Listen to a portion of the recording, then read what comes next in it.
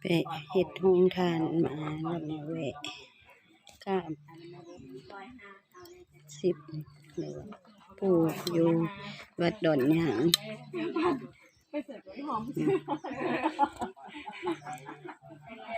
ขอกราบขอพรขอโชคขอลาภวัดดอนยางเด้อวัดงาน10เลยได้เอาตัวเอา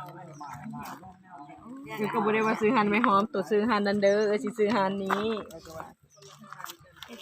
อันนั้นว่ะนี่ก็อันนี้บูชานี่ก็บูชาใน10ก็ได้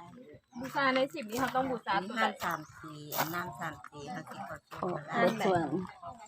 อันนี้ครบสุดครบสุด อันซอยหาแล้วแม่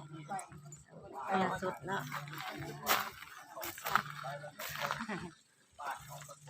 มาบ่แม่ถึงบ่ครับไว้จ้า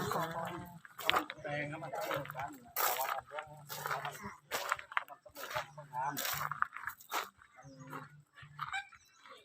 นี่ก็มีเด้อที่เรามันเสมอกันแล้วลูกที่ผ่านกันเนาะนี่ไปบัดนั้นเขาก็ค่อยทำมันพ่วงไหลพวกนั้นโดยยุบตัวเก่าเพราะว่ามันน้อยตัวเก่าแล้วเป็นเฮ็ดกว้างก่อนใหม่เฮ็ดใหม่เฮ็ดเอาใหญ่กว่าเก่าอ่ะจ้ะโอ้ตำนานลูกไปกินลูกก็ดีก่อนได้ดีไปก่อน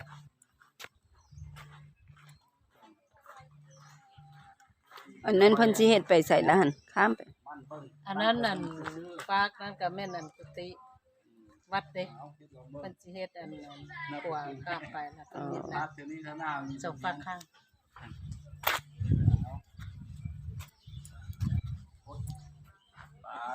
มีครูบามาอยู่จักองค์แล้วเดี๋ยวนี้อันนี้วะบาท3องค์2องค์3องค์เดี๋ยวนี้เพิ่นนะไปเที่ยวในกำลังสร้างขวาสะพานข้ามไปพุ่นก็ไปยะนาไปหากุฏิฝากน้ำไปยักห่วมจินห่วมทานสิมังจักเป่ากับบันไดเด้อ